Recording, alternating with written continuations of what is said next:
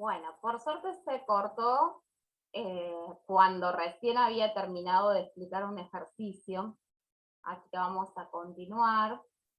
Luego les presentaré los dos videos. Tenemos, en este caso, en el punto 7, que es el sexto punto de la guía, nos pide simplificar las fracciones decimales cuando sea posible hasta obtener una fracción irreducible y luego pasarlas a su expresión decimal. Entonces, vamos a hacer por partes. Son fracciones decimales, ¿por qué? Porque abajo, si ustedes se fijan, tienen una potencia de 100, de 10, perdón. 10, 100, 1000, podría ser 10.000, 1.000.000, ¿sí? Es decir, el 1 seguido de varios ceros, 1, 2, 20 ceros, no importa cuántos. La simplificación es buscar por qué número podemos dividir a numerador y denominador. Sabemos que el número 10 solamente se puede dividir por 1, que no nos sirve, por 10, por 2 y por 5. ¿Sí? Esos serían todos los divisores. Es decir, que si nosotros probamos con esos números y no se puede, no vamos a seguir probando con otros. ¿Sí?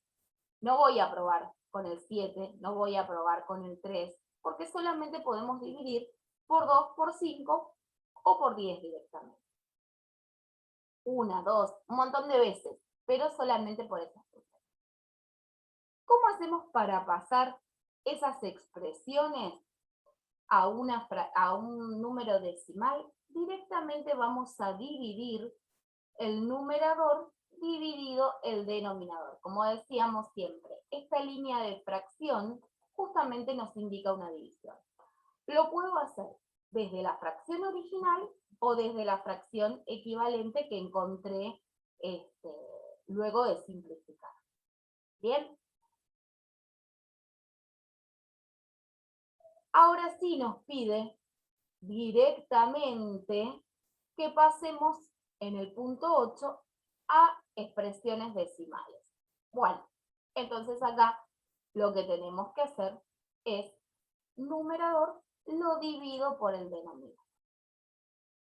Y por último, ¿y por qué digo por último? Porque ya después empiezan los cálculos más complejos, ¿sí? Por último vamos a pasar estas divisiones, estos números decimales a fracciones. Nosotros lo que vamos a hacer es expresar, por ejemplo, el 0,6 como fracción.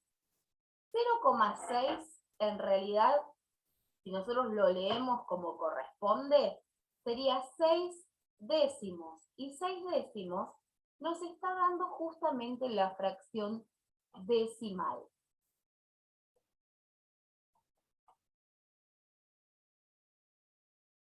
Está medio lenta la computadora, espero que no se vuelva a cortar. Bien, 6 décimos. Quiere decir 6 sobre 10. Y ahora vamos a ver de dónde sacamos ese 6 décimos. Si nosotros nos fijamos, el número que nosotros vemos sin importar el 0 y sin importar la coma, es solamente un 6. Ese 6 es el que vamos a poner en el numerador. Y en el denominador vamos a poner un número que sea potencia de 10. ¿Por qué yo puse el 10 y no puse el 100, el 1000? ¿Sí?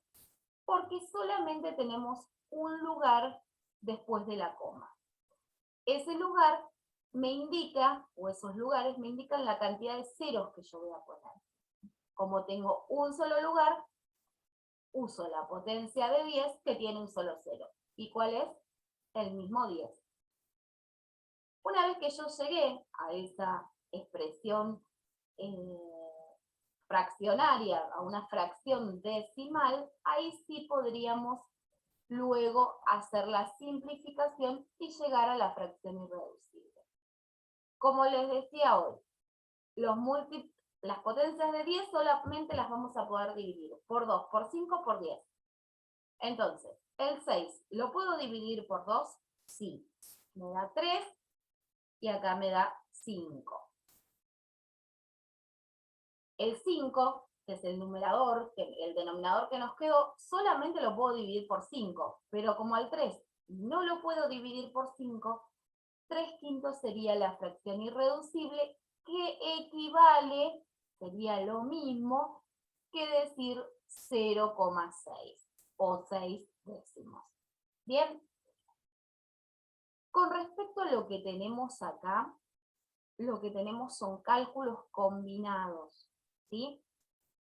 Que algunos van a ver que tienen solo fracciones, otros que tienen fracciones y decimales, y otros que aparte de tener fracciones y decimales, tienen decimales que tienen, como le dicen los chicos, un gorro, un arco, un angulito arriba, un triangulito.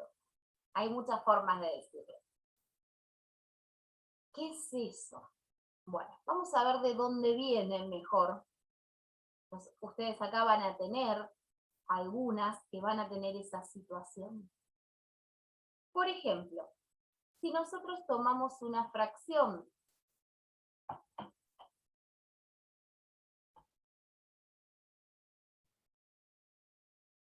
que es un sexto, ¿sí?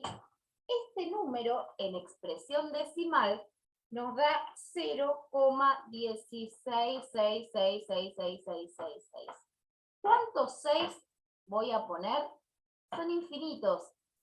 Entonces, esta fracción en realidad corresponde que la expresemos de esta manera.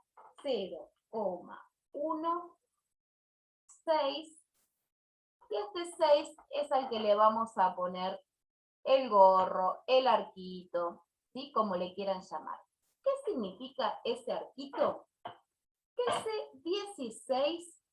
ese 6, perdón, no el 16, sino el 6, se va a repetir infinitamente. ¿Bien? Entonces me ahorra escribir todo esto que tampoco sería el número exacto. Así le ponga 1.000.000 de 6, sabemos que los números son infinitos, así que no va a ser el número exacto. Vamos a ver cómo pasar al revés, cuando tenemos un número con gorro a una fracción. ¿Por qué? Porque en estos casos, en realidad, a nosotros nos conviene trabajar todo con fracciones, porque las fracciones no tenemos problema de sumarlas, restarlas, multiplicarlas y dividirlas. En cambio, los números decimales, si aparecen con gorro o sin gorro, ahí se nos van a complicar. Si no tienen gorro, que son números decimales exactos, que terminan ahí, por ejemplo, en este caso 0,75, no tengo problema. Pero si aparece el gorro, tengo problema. Y si alguna de estas fracciones me termina dando un decimal con gorro, tampoco lo voy a poder resolver.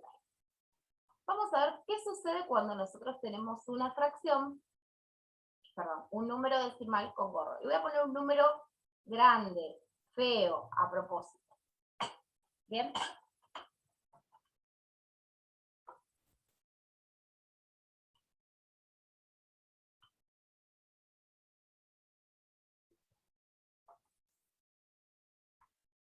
Voy a poner uno más.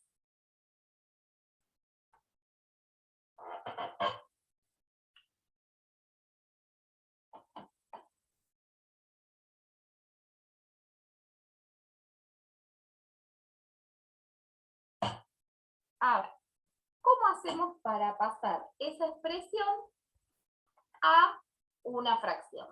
Bueno, nosotros tenemos esta situación. El numerador lo vamos a calcular poniendo como hicimos en la fracción decimal. En principio vamos a poner el número que vemos sin importar los ceros, sin importar, o sea, los ceros que me aparezcan a la izquierda, ¿sí? Los ceros, no me importa la coma, no me importa el arco. Bien, el número que yo veo ahí, tal cual está, es 2125. Bien, A ese 2125, ¿qué le vamos a hacer?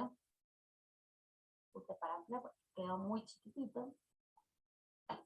A ese 2125 le vamos a restar el número que vemos que no está abajo del arco.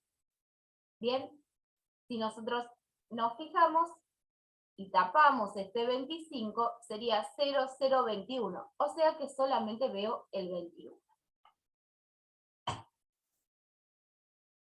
Lo explico con un número grande a propósito para que quede de ejemplo. Ahora vamos a ver cómo componemos el denominador. Nosotros armábamos con la fracción que no tenía gorro, le poníamos potencias de 10. ¿Sí? Es decir, poníamos un 1 y un 0 por cada corretera y un 0 por cada espacio luego de la coma. En este caso vamos a empezar por los números que están abajo del arco. Tenemos el 25, son 2 cifras. Entonces, por cada uno de esos numeritos voy a poner un 9. ¿Sí? Y si miramos los números que hay entre el 0, perdón, entre la coma y el arco, aparecen 3. Esos 3 me van a decir la cantidad de ceros que pongo. ¿Sí?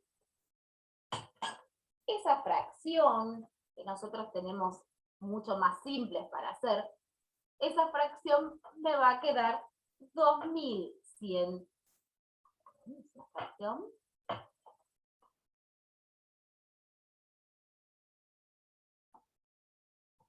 2104, porque 2125 menos 21 me da 2104, dividido 99.000. ¿Sí? Obviamente yo la puedo simplificar para seguir trabajando, pero esa es la forma de pasar de una expresión decimal con arco a una fracción. Bien, esta fracción no es una fracción decimal. ¿Por qué? Porque este número no proviene de una fracción dividida o de un número dividido por 10 o potencias de 10. Viene de otra división. ¿Sí? O sea, estos números que nosotros vemos acá sí vienen de una división por potencias de 10. ¿Por qué? Porque estos números terminan ahí. Este número no sigue después de ese 8. En cambio, en estos dos casos, sí sigue. Acá se va a repetir 25, 25, 25, 25, 25 infinitamente. Y acá el número que se estaría repitiendo es el 6. Me daría 0,166666. ¿Bien? Con eso podemos resolver los cálculos combinados de la misma manera o en el mismo orden que hicimos con el TP1. Primero resolvemos. Si hay paréntesis, encaro el paréntesis. Si hay corchete después del paréntesis, resuelvo el corchete. Y si hay, una vez que no tengo ni corchetes ni paréntesis, voy a hacer las multiplicaciones y las divisiones. Y por último, las sumas y las restas. ¿Sí? De todos modos, para la semana que viene, vamos a hacer alguno de estos, así les queda como ejemplo, porque son largos, tenemos que hacer varias cosas. Pasar de fracción a decimal, al revés, de decimal a fracción. En algunos casos por ahí se puede resolver alguno que otro en forma decimal. Tenemos que pasar entonces, primero fracción. Una vez que resuelvo las fracciones, me fijo si tengo paréntesis. Si tengo paréntesis, si es una sola operación, resuelvo esa operación. Pero si tengo dos operaciones, me fijo cuál está primero. Recordemos siempre, primero multiplicación y división, después sumas y restas. Me deshice de los paréntesis, me voy a los corchetes. Resuelvo los corchetes. Con el mismo criterio, si hay más de una operación, primero las multiplicaciones y las divisiones. Y una vez que ya terminé con paréntesis y corchetes, me fijo. Primero las multiplicaciones y las divisiones y por último las sumas y las restas. Para lo cual Hay que tener en cuenta que con las multiplicaciones y divisiones no voy a tener problema con los denominadores, pero en las sumas y las restas quizás las necesite hacer en 2 pasos o en un cálculo auxiliar, porque ahí sí tengo que buscar el denominador común para poder hacer esa operación. ¿Bien? ¿Alguna consulta en particular? Veo que acá dice, acá tengo otra duda.